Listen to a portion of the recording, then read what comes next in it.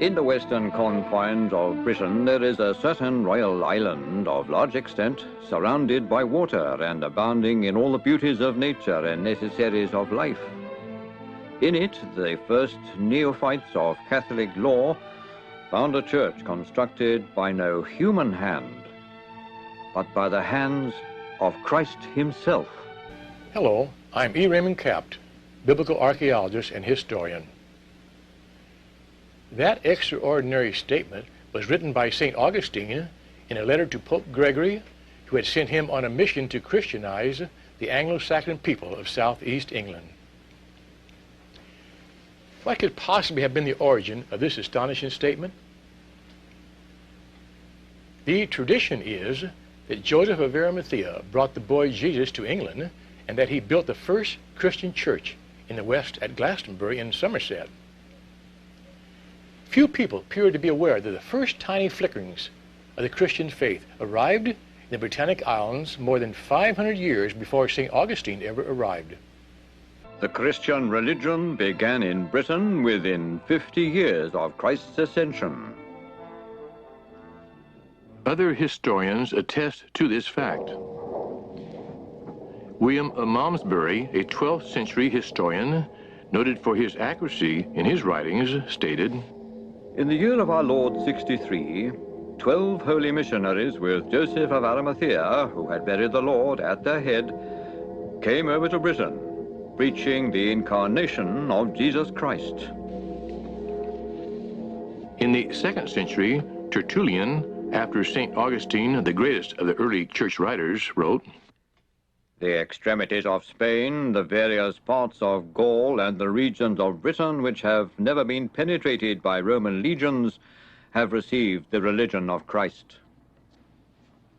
The historian Gildas continues with these words, These Britannic islands, stiff with cold and frost, received the beams of light, that is, the holy precepts of Christ, in the latter part, or in the last years of the reign of Tiberius Caesar.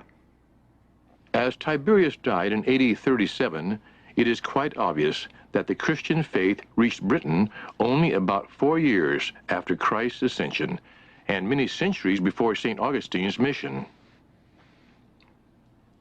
Another authority, Polydore Virgil, the learned Italian historian, wrote in the 12th century, Britain, partly through Joseph of Arimathea, was of all kingdoms the first that received the Gospels. Sir Henry Spelman, in his book Concilia, wrote, It is certain that Britain received the faith in the first age from the sowers of the word. Of all the churches whose origins I have investigated in Britain, the Church of Glastonbury is the most ancient. The cross, the symbol of our faith, the gift of Queen Elizabeth II, marks a Christian sanctuary so ancient that only legend can record its origin.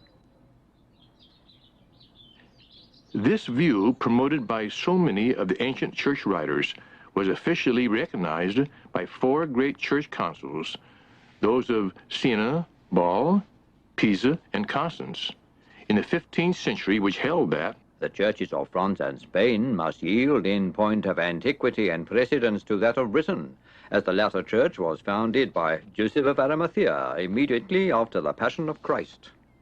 So contrary to what might have been expected, the Christian faith, instead of gradually expanding outwards from the Holy Land, where it originated, took a great leap westwards as far as the Britannic Isles only a very short time after Jesus Christ returned from whence he came. Why? What was so special about Britain? What sort of country was it? What sort of people were these Celts? The Roman writer Diodorus gives us a clue.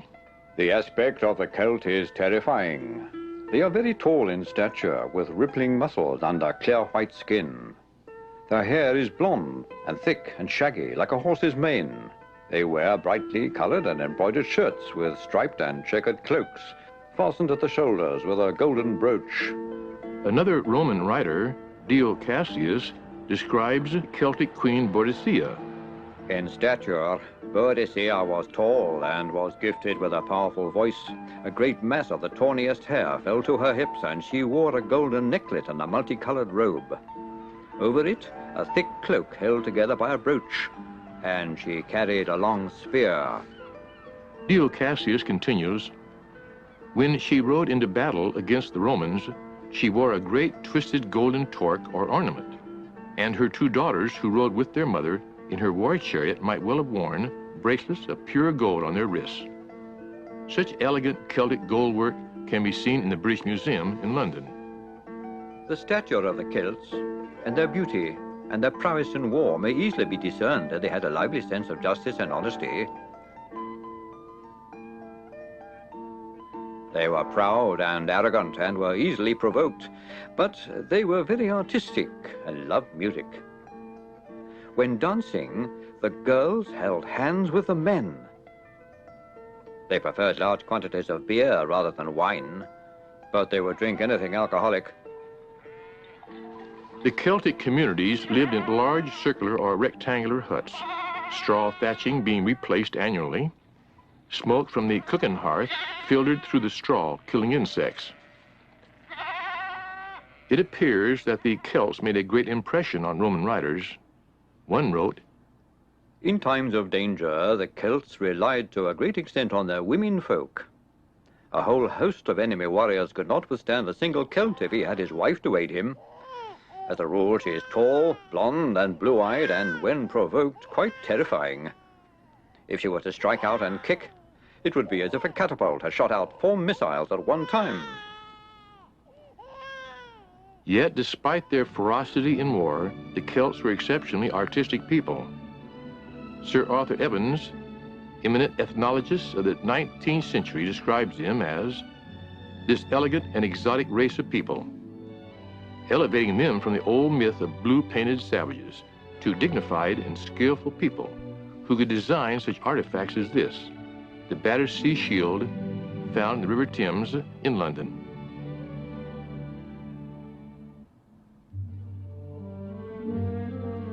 Another elegant shield was found in the River Witham, decorated with the outline of a boar, common in England in those days. That a people who could design and make such objects as this, the Desbora Mirror, could ever have been described as painted savages is inconceivable.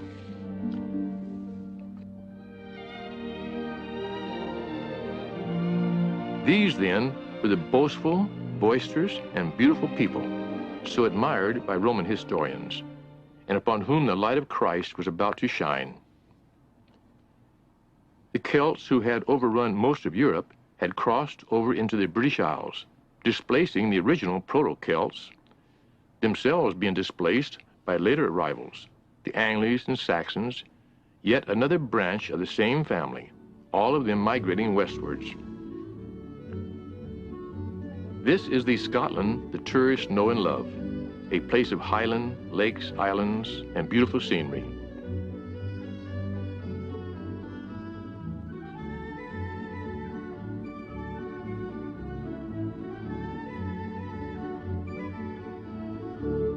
Although Scotland's Highland cattle have a somewhat fierce appearance, with their shaggy coats and long horns, they are gentle and well-mannered.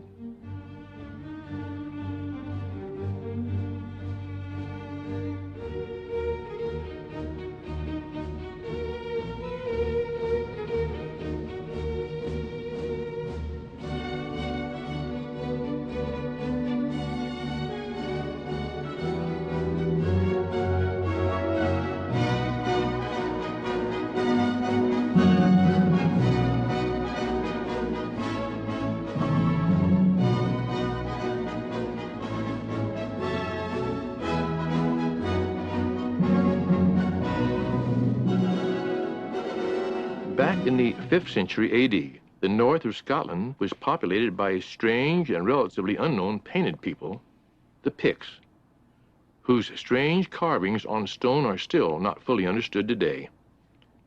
The Picts are believed to be descendants, in part, from the Jutes of Denmark. The Picts were an intelligent, pastoral people of Viking origin, to whom the message of the Gospels as taught by St. Ninian and his monks, and later by St. Columba, made a strong appeal. In Meagle Museum in central Scotland are many ancient Celtic crosses, and upon the earlier non-Christian animal outlines, drawn with a remarkable simplicity of line, the sign of the Christian faith came dominant. One might well quote from the book of Isaiah that they were a people who walked in darkness, not the long, cold darkness of the winter months, but a darkness of the soul, until the meaning of the Gospels brought to them a new light. Such a light was to illuminate the soul of a Romano-British slave herding pigs on the slopes of Slimish Mountain in Northern Ireland. He had been abducted from his South Wales home by Irish raiders and had been sold to an Irish pig farmer. The slave's name was Patrick. Many years later, after an adventurous life, Patrick was to spread the gospel of Christ far and wide, even to the pagan high kings of Tara in Ireland, a message which was to blossom later in the Isles of Iona and Linden's Farm, or Holy Island. One has but to read through Patrick's writings, his letters and confessions, to see that there is no hint of any Roman Catholic dogma. Indeed, they much resemble any of the four writers of the Gospels. The torch of Christ was taken up by brilliant, aggressive, and somewhat forceful member of an Irish royal family. His name was Columb, later Latinized to Columba. He might have become an Irish king, but to the relief of the Irish, he chose life as a Christian missionary. In the far west of County Donegal is the little village of Glencolumcille, named after Columba, and in and around the houses, the ancient ones set up marker stones, predating Christianity by 1,000 years or more. Later, the Christian cross was superimposed on the pagan symbols, proof enough that the gospel had arrived in the far west. Columba evidently had enough respect for the age-old Irish traditions to leave the stones as they were. Even he dare not displace them. Columba was born near this lake, Gartan Lake in Donegal, and the Irish Tourist Board have established a small museum on the lakeside. It contains a life-size model of Columba, deep in thought, illuminating a manuscript, a craft at which he excelled. And a stained glass window shows his later crossing over to Iona with his 12 companions. A ruined stone chapel near Lake Gartan is described as Columba's oratory, but its construction suggests a much later period than the 6th century. In the days before printing, the only copies of the scriptures were handwritten and hand-illustrated, a skill at which the Celtic monks excelled. This is a page from the Book of Kells. However, such artistry was to be the cause of Columba being expelled from Ireland. It is reported that on one occasion, Columba went to visit his old tutor, St. Finian, and was evidently so taken with a copy of a Latin prayer book that he asked if he might borrow it. Permission willingly given, Columba made a copy of it without asking St. Finian's permission. It seems that the copyright rule existed even in those far-off days. St. Finian, after many requests to Columba to return the book without any success, as a last resort appealed to King Diarmid, a relative of Columba, to get the book back. But even this attempt failed. And this comparatively simple incident touched off an inter-clan war in which as many as 3,000 men were killed. A rapidly convened council was called, and it was decided to banish Columba from Ireland until, as declared by the council, Columba had won from the heathen as many souls for Christ as would replace the number killed in the battle. So in 563 AD, Columba and some of his personal friends built a seagoing curragh, an Irish wood and hide covered boat, and setting out from Londonderry on the River Foyle and following the north coast of County Antrim, heading for the Scottish Islands. The North Channel between Northern Ireland and Scotland is not the smoothest of seas, and no doubt many a fervent prayer for safe arrival was offered up. Eventually, whether by accident or design, or just poor navigation, Columba and his weather-beaten crew arrived at this small beach at the southern end of the little island of High, now known as Iona. Soon after Columba arrived on Iona, and after many prayers of thanks were said for a successful landfall, Columba moved his party over the hill and down the other side to settle on a site for a monastery. A suitable site was found near a freshwater stream toward the middle of this jewel of an island. Some 1,500 years later, to commemorate Columba's crossing, 12 hardy members of the Church of Ireland recreated his epic voyage by building a replica of Columba's boat, and together with a television film crew, sailed and rowed across the North Channel, a particularly vicious stretch of water, making their way past Islay, then Colonsay, south of Mull, and so to the fine white sands of Iona, there to be greeted by a large crowd of tourists and the Archbishop of Canterbury and several film crews. Today, a small ferry shuttles visitors to and from the island of Mull across to Iona Harbor.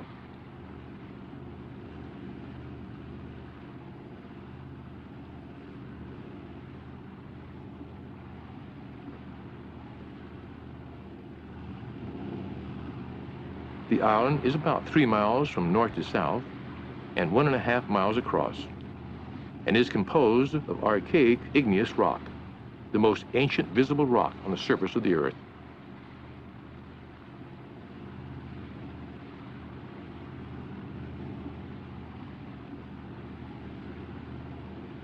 Although treeless, set among the heather, there are wonderful varieties of wildflowers, flourishing among the rocks and crags and moorlands, delicately scenting the air. The blue Hebridean seas which surround Iona are island-studded to a far horizon. 1.5 miles to the east is the large island of Mull, sometimes called the Ross of Mull. Once it carried a considerable population, many of whom gave up their struggle with the unproductive land and immigrated to the United States. Now its hills and valleys are the home of the red deer.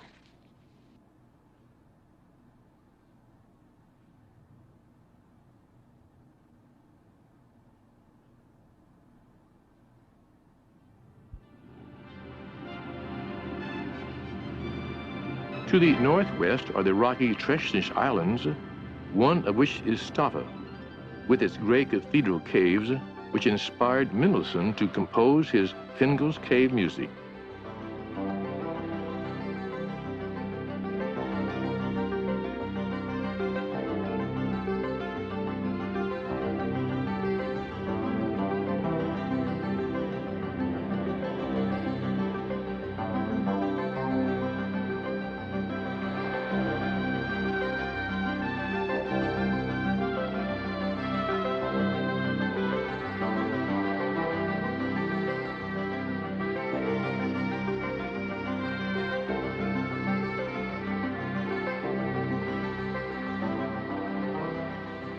Further to the west is the long, low island of Tiree, once cultivated by the Columban monks, and once, during misty weather in wartime, had torpedoes fired at it, as it was thought to be an aircraft carrier.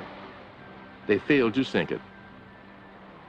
Northwest of Iona, beyond tiny Calf Island, the vast Atlantic stretches for 2,000 miles, as far as the shores of Labrador.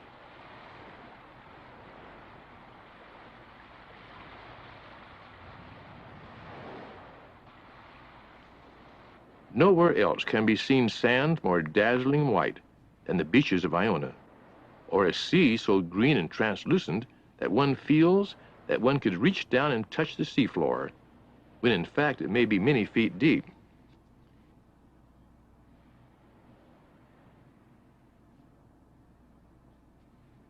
It is said that a favorite walk of St. Columba during his last years on Iona was to a tiny hill on the northern end of the island that offered the tranquility and peace that Columba sought.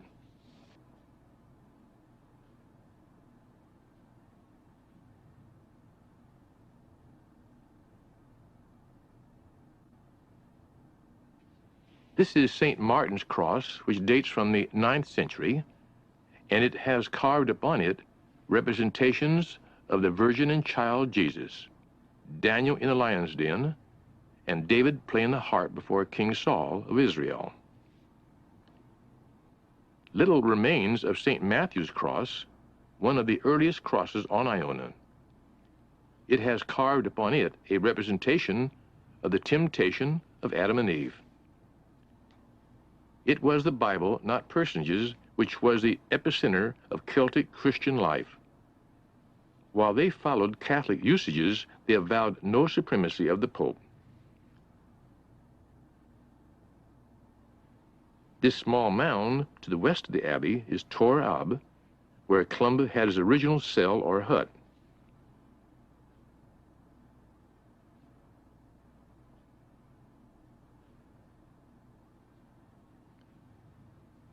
On the summit is a slot in the stone where a cross once stood. This was erected shortly after Columba's death to mark the site of his cell. What appears to be a fireplace was in fact his seat, a board extended across the two supports. Only fragments of the original abbey, founded by Reginald MacDonald in the 13th century, remain. The present abbey having been reconstructed under the leadership of Dr. George MacLeod, commencing in 1939. This tiny chapel is called St. Columba's Shrine and is believed to be the site of his original tomb. Nearby is the well that supplied drinking water for the abbey, although the monks probably preferred a type of mead. The restoration of the cloisters was made possible by many generous donations from Canada and the United States, who take more than a passing interest in the ancient history of the old country.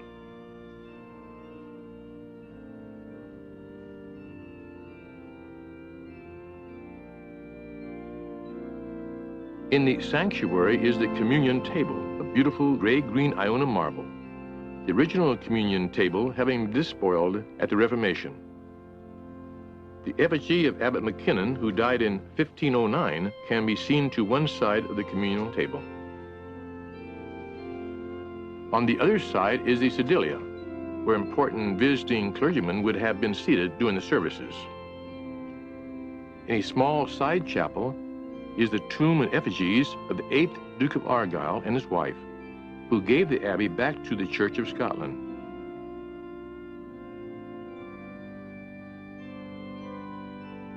This is the door of the sacristy that contains the sacred vessels and vestments. The stonework of the arch dates from 1500.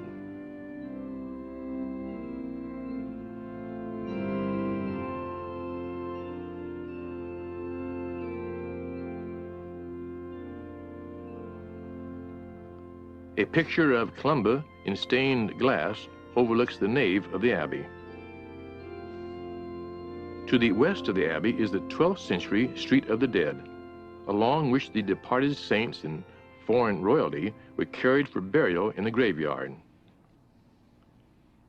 Martyrs Bay is so named after a particularly vicious massacre by the Vikings in 806 AD. The nunnery of Iona was founded by Reginald, son of the Gaelic king of the Isles, and a Norwegian princess. His sister was the first prioress, and his descendants, the MacDonalds, lords of the Isles, were patrons of the abbey and the nunnery. In 1567, Mary, Queen of Scots, granted the nunnery to the last prioress, Mary of Marietta MacLean.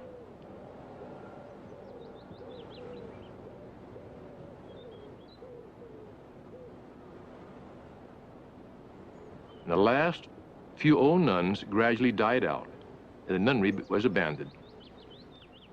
In 1899, the Duke of Argyll gifted the ruins of the nunnery to the Church of Scotland.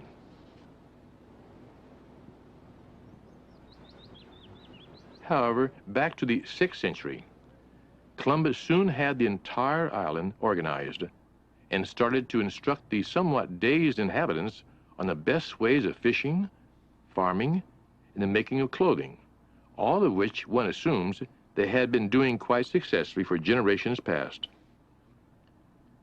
Columba stayed on Iona for about 2 years, then set out on his many missionary journeys, some of which required considerable physical courage, often among unfriendly and suspicious communities of Picts, both pagan and hostile.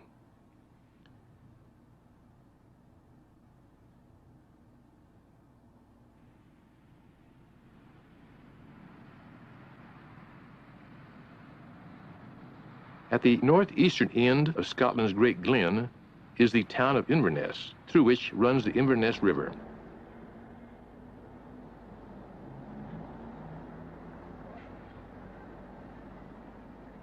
On this hill overlooking the town, King Bruda of the Picts built his fortified palace. Not fortified strong enough, however, to keep Columba out, and he soon had Bruda made a Christian. After many years of traveling among the Picts, many of whom accepted the Christian faith from Columba's preaching, he returned to Iona, and when as an old man he knew that his time was come, he asked that he could be carried to the high altar of the abbey, so that he could have his head rest upon the sacred stone of Bethel, on which had rested the head of the patriarch Jacob Israel, a stone which had arrived in Ireland from Palestine many centuries before. Some believe this stone to be the one and the same with the coronation stone in Westminster Abbey in London. Before he died, Columba made this prophecy: "Unto this place, small and mean though it be, great homage shall yet be paid, not only by the kings and peoples of the Scots, but by rulers and foreigners of barbarous nations and their subjects. In great veneration too shall it be held by holy men of other churches." The old stone church built by St. Columba has given way to the reconstructed abbey of the Iona community, strangely in accordance with Columba's prophetic words: "In Iona of my heart, Iona of my love, instead of monks' voices there shall be the lowing of cattle, but ere the world comes to an end, Iona shall be as it was." In such reverence was this little island held that 48 Scottish, 4 Irish, 6 French, and 7 kings of Norway gave instructions that they were to be interred beneath the short, springy turf of Iona. Many of the grave covers have carved upon them the arms of these royal personages. To save them from the weather, and there is much weather in this part of Scotland, the grave covers have been put on show in the Abbey Museum. In that same year, the year that Columba died, there came a Roman emissary from Pope Gregory, Augustine, to bring Romanized Christianity to Britain. A monument has been erected near Ramsgate in the county of Kent to mark the arrival of this eminent priest. It wasn't long before cracks began to appear between the two opposing branches of the church, the Celtic or Chaldee Church and the Roman. Columba's monks celebrated a different date for Easter to that of the Roman Church, and this, together with an unimportant issue as to which way a monk's hair should be trimmed, proved to be a major stumbling block. Not long after the arrival of Augustine's mission, due to the incompatible differences between him and the British Church, a meeting was arranged at a place beside the River Severn in Gloucestershire, in the west of England, where, according to the historian Geoffrey Monmouth, Augustine lacked even the simple courtesy of rising to greet his fellow Christians. So great was his dislike of the Celtic Church. Standing before St. Augustine in a defiant group, the British bishop's spokesman said, "We know no other master than Christ. We know nothing of the Bishop of Rome in this new role of Pope. We like not his strange customs, and we will not observe them. We are the British Church, the Archbishop of which is accountable to God and to God alone, having no other superior on earth. Be it known and declared that we all, individually and collectively, are in all humility prepared to defer to the Church of God and to the Bishop of Rome, and to every sincere and godly Christian, so far as to love everyone according to his degree in perfect charity, and to assist them all by word and deed in becoming the children of God. But as for any other obedience, we know of none that he who you term the Pope or Bishop or Bishops can demand. The deference we have mentioned we are ready to pay to him as to any other Christian. But in all other respects, our obedience is due to the jurisdiction of the Bishop of Carleon, who is alone under God, our ruler, to keep us right in the way of salvation. In its lifetime, the Celtic Church played a considerable part in preserving and developing Christian culture in the Western world, at a time when the continent of Europe was little more than a confusion of self-interested nations. The clergy of the Continental Papal Church were almost wholly employed in the metaphysical and chronological disputes current at the time, along with discussions on martyrologies, all of which was a sad contrast to the pure spiritual dissemination of the gospel by the ancient British Church of the Chaldees. St. Ninian, St. Columba, St. Aidan, and many others had introduced into northern Britain the knowledge of the Gospels, and for centuries after the domination of Rome continued to hold services. Corruption of the Christian faith, if it occurred, was ruthlessly stamped out by the firmness of the senior clergy. The Celtic Chaldee Church had great missionary zeal, and large numbers of them went out to Christianize much of Europe, from Iceland to southeast of the Danube.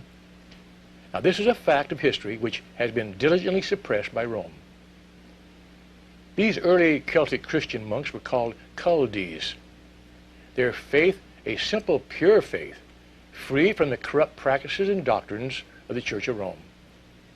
They had no worship or veneration of the saints or angels, no prayers for the dead, no confessions to priests, and no elevation of Mary, the mother of Jesus.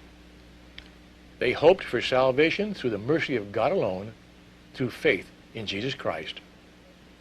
The purity and simplicity of this Christian doctrine, as professed and taught by the Chaldees, appears to have been in full harmony with their character and way of life, rugged, rigorous, as it certainly must have been then.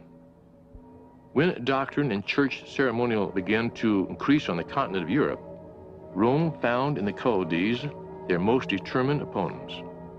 According to the Venerable Bede, a cleric of Jarrow, these Chaldees only practiced such works of charity and piety as they could learn from their study of the prophetic and apostolic writings of the Bible.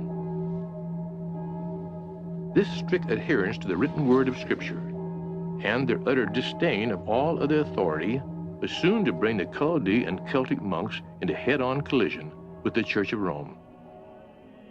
The Chaldees strongly condemned the corruptions and superstitions which had been contaminating Christianity for centuries. They continued to teach the simple gospel of Christ, until in later years monks arose who were inferior to them in learning, but superior to them in wealth and ceremony. The complexity, color, and beauty of the Roman Catholic services easily captivated the eye of the simple country folk, dazzled as they were by the glitter and gold of the ceremonies and the unfamiliar language. Rome, by force, cunning, and seduction of every kind by degrees, corrupted the teachings of the Christian faith from its original purity. The Celtic monks were so aware of the splendor of life that they grudgingly every moment wasted in sleep. Their hands were strong yet very gentle with bird, beast, or child, and they were skillful almost beyond belief with a fine quill pen. No Celtic monk ever traveled without a stout walking stick or staff, and from his shoulders hung his leather satchel, containing his precious books. St. Columba is usually thought of as the first to spread the Christian message to the far north, due perhaps to his forceful personality, but much of the ground had been prepared for him by St. Ninian. It was St. Ninian who built a little stone church here on the southern coast of Dumfries and Galloway at Whithorn. There is a stained glass window in the parish church at Ruthwell of St. Ninian, who the Venerable Bede described as a most holy and revered man of the British race. Ninian was the son of a British chieftain and was educated on the continent. He stayed for some time with St. Martin of Tours, who later sent him his own stonemasons to help Ninian build his church, which used light-colored stone in its construction. This gave the name to the place White House, or in the Latin, Candida Casa. Later, this name evolved into Whithorn. The later monastery, parts of which still remain, became incorporated into St. Ninian's Priory, built on the site of the original Celtic church, which became a famous seat of learning, known throughout the Celtic world. Monks from Whithorn took the Christian message to the remotest parts of the north. Archaeological excavations are shedding light on Whithorn's Christian origin. The original Christian community was found northwest of Whithorn's main street.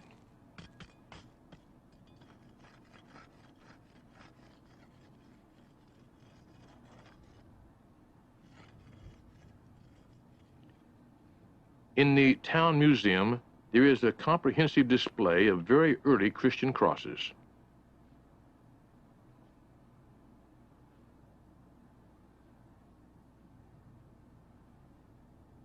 These have marked the way of those early saints who brought the faith to the north and western highlands and islands of Scotland. For those pilgrims hardy enough to brave the crossing of the Irish Sea, there were 1 or 2 suitable landing places in sheltered coves near the spot where a small chapel had been built, in which the pilgrims could offer up prayers of thankfulness for a safe landfall. A drawing on a notice board shows pilgrims coming ashore. The little chapel was built in the 13th century, replacing an earlier one on the same site, which existed in St. Ninian's day. There are many standing stones in this area, but this one, called Peter's Stone, suggests an intriguing mystery. Engraved on it are the words, "The place of Peter the Apostle." Could it be that St. Peter was buried here, far from the sunny skies of Italy? Or was this another Peter? There is no proof whatsoever that Peter was interred beneath the Vatican in Rome. This is a 5th century Christian marker stone in Galloway, and embodies on it the 2 Greek letters chi and rho, the first 2 letters in the Greek word for Christ. The stone also bears the name of 3 Christian priests. Here lies the holy and chief priests of Ides, Bivinius, and Mavorius. This is the little parish church at Ruthwell in Dumfries and Galloway. Inside is the most elegant of all the early Celtic crosses in Scotland, the Ruthwell Cross, a unique example of artistic creation. At the foot of the cross, Mary of Magdala is anointing the feet of Christ.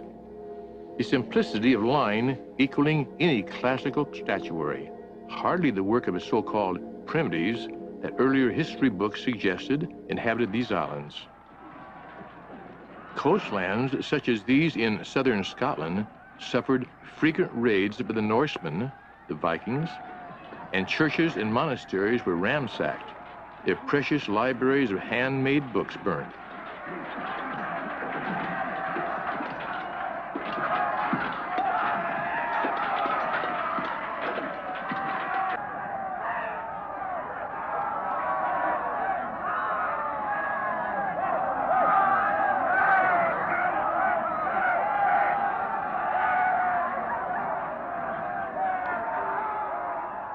Yet strangely enough, for so violent a people, many Vikings later settled in the British Isles and adopted the Christian faith. Despite Viking raids which could strike with great speed far upriver, due to the design of their shallow draught longboats, Celtic missionaries carried the gospel as far as the Orkneys and the Shetlands, both in Viking territory. One can judge the fear the monks had for these swift attacks from a short poem penned by one of the Lindisfarne clerics. The bitter wind is high tonight, it lifts the white locks of the sea.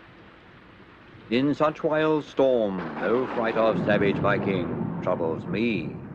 Of all the influences which created Celtic society, none made greater impact than the Christian faith. The image of the gentle hermit, disdaining all possessions and living a life devoted to God in a humble cell, is one of the most powerful in the history of the church. These early saints obtained a spiritual level which many later mystics sought, but few reached. Their humility and integrity shows through the somewhat fanciful and imaginative accounts written by later historians. Indeed, so much fiction was added to the lives of the saints that one Cornish clergy was credited with crossing the Bristol Channel on the tail of his own shirt.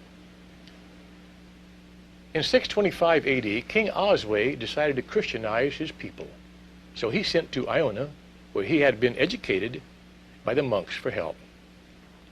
There arrived St. Aidan, who decided to build a monastery on Lindisfarne. Lindisfarne, or Holy Island, is cut off at high waters by the tide from the North Sea, a remote enough situation to suit the minds of the Celtic monks, desirous of solitude. So successful was this Christian institution that it succeeded in converting Mercia, Essex, and later as far south as Sussex.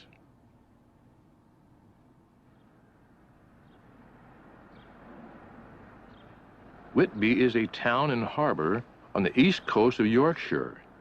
It was a thriving fishing port until the Brussels-run economic community limited English fishermen to only 2 days a week at sea. Whitby is also the birthplace of Captain James Cook, the discoverer of the Australian continent. On the headland to the south of the town is the gaunt remains of Whitby Abbey, where in 662 AD a meeting was called to decide once and for all whether the people should follow the Roman or the Celtic Church.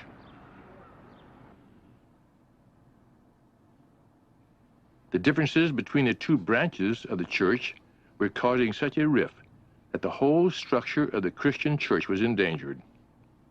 So King Oswy called this historic meeting, the Synod of Whitby, for a final decision. He himself favored the Celtic church in which he had been educated.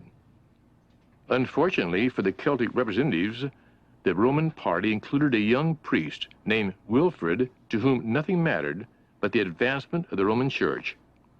He was also very persuasive and never lacked for a telling phrase. He would have made an excellent lawyer. The Abbess Hilda, with British bishops, Coleman and Kidd, led the Celtic party. And although they put up a very thoughtful argument, were easily outclassed by Wilfrid's sarcasm, who stated that the Picts and Britons, foolishly in these two small islands, are opposing all the rest of the universe. The main purpose of the synod was, in fact, an excellent one, to agree on the most accurate date for Easter, that all might follow the one path. Wilfrid, however, put forward a seemingly unanswerable statement, and that it was St. Peter, so closely allied with Rome, who held the keys of the kingdom. And after all, just what did the Celtic Church have? Just a few local saints. The unhappy King Oswy, in the face of Wilfrid's crushing arguments, decided to find in favor of the Roman Church, and the Celtic party retired gloomily through the heather back to their islands. So, although the flickering light of Celtic Christianity was dimmed for a little time in the north, the Christian church in Ireland, founded by St. Patrick, existed for many centuries, free and unshackled by Roman jurisdiction. For about 700 years, the church in Ireland maintained its independence. But King Henry II decided to bring the Irish Celtic Church into the Roman sphere of influence. How little he could have been aware of the gathering clouds of bitter dissension this decision was to cause, and how little he would have been aware of the everlasting death and destruction that was to occur so far ahead of his own time.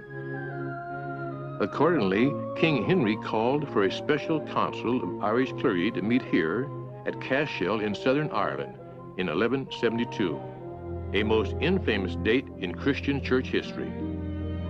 The combined influence of the king, along with the intrigues of the Roman clergy, backed by the power of the papacy, put a decisive end to the ancient and established church in Ireland, all of which resulted in the endless and bitter controversy between the Roman Catholic and the Protestant churches in Northern Ireland today. From St. Patrick's Day and up to the Council of Cashel, Christianity in Ireland was a period of brightness and simplicity in the teachings of the Scriptures. But from the Council of Cashel to our own day, there has been a time of trouble indeed. However, the light which appeared to be well nigh extinguished in the north and west was only smoldering, awaiting a new fresh breeze to awaken it to its former glory. For it was upon the eve of All Saints' Day in the year 1517 that suddenly the light burst into life again as Martin Luther nailed his 95 Theses onto the door of the church at Wittenberg in Germany. During the Dark Ages, a time of spiritual apostasy, the medieval Roman Catholic Church had become deeply involved in a bid for political power in Europe, which, together with its rapidly increasing wealth and its policy of selling indulgences so that people could buy their way into God's kingdom, all this contributed toward bankrupting it as a spiritual force for good. Martin Luther's surgery cut deep into the roots of this apostasy, this perversion of the Christian doctrine of redemption and grace. For Luther attacked the sale of indulgences and the veneration of the remains of the saints, naming them perversions of the truth. This is the beautiful jeweled casket of St. Martha of Bethany in Tarascon in South France, an example of Roman Church exquisite artifacts, diverting people's thoughts and prayers away from God. Luther insisted that the Roman Catholic theme of the merits of the saints had no foundation in the Gospels, and that justification is by faith and by faith alone. The Reformation in Europe expanded rapidly, but made little progress in Italy or Spain. In England, King Henry VIII repudiated papal authority, and in 1534 established the Anglican Church, which included the newly written prayer book, the Anglican Book of Common Prayer, with its beautiful Elizabethan language, the language of Shakespeare.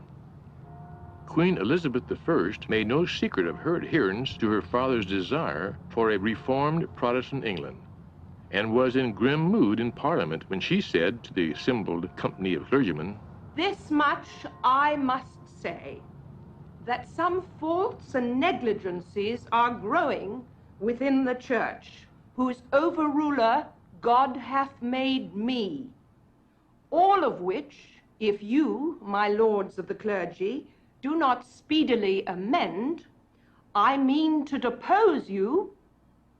Look you therefore well to your charges." In today's atmosphere of liberal thinking, there are new creeds and false beliefs, not only springing up, but rapidly gathering thousands of adherents and converts who have been unimpressed by the official church's watered-down gospel. The Bible, God's only divinely inspired book, is not only ignored, but worse, is rewritten in parts to suit the trends of modern-day thought. Even high-ranking clergy, including bishops of the established church, pour doubt upon the statements of the Holy Scripture and question even the virgin birth of Jesus Christ. Purity of life, modesty, the sanctity of marriage, and human life in the womb, all these were sacred in the Victorian era, but today this is regarded by so-called advanced thinkers and many clergy with a tolerant smile as being old-fashioned and out of date. Perhaps Queen Elizabeth's grim warning might well apply to these lukewarm shepherds of Israel. The seeds of precious truth planted and nourished by St. Columba and the monks of the early Celtic Church brought forth a faith which in the end overcame ecclesiastical opposition, and like a flickering candle flame burst forth into a blazing light of the Reformation.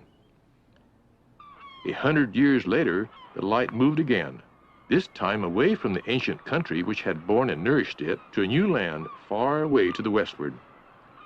There it was planted in the wilderness by the pilgrims who sought freedom from the constraining bands of church authority.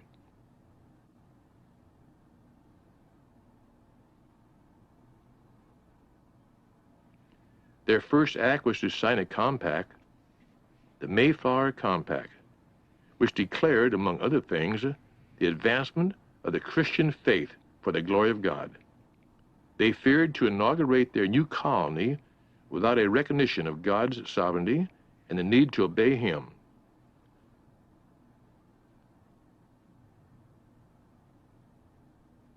This Mayflower Compact is America's first great constitutional document. The Pilgrims saw themselves as called into their promised land in order to establish a new Israel, which would be a light to the whole world. They believed God had a definite plan for them in this new world and prayed for divine protection and guidance. They recognized the Word of God as the supreme law of the land, and they based all their own new laws on the Bible. America was not formed a nation apart from God, but a nation under God. Little did the Pilgrim Fathers know that the light that they planted, in accordance with the words of prophetic scripture, was to illuminate the birth of the old country's new daughter nation, which was destined to grow into a great and powerful people, the United States of America.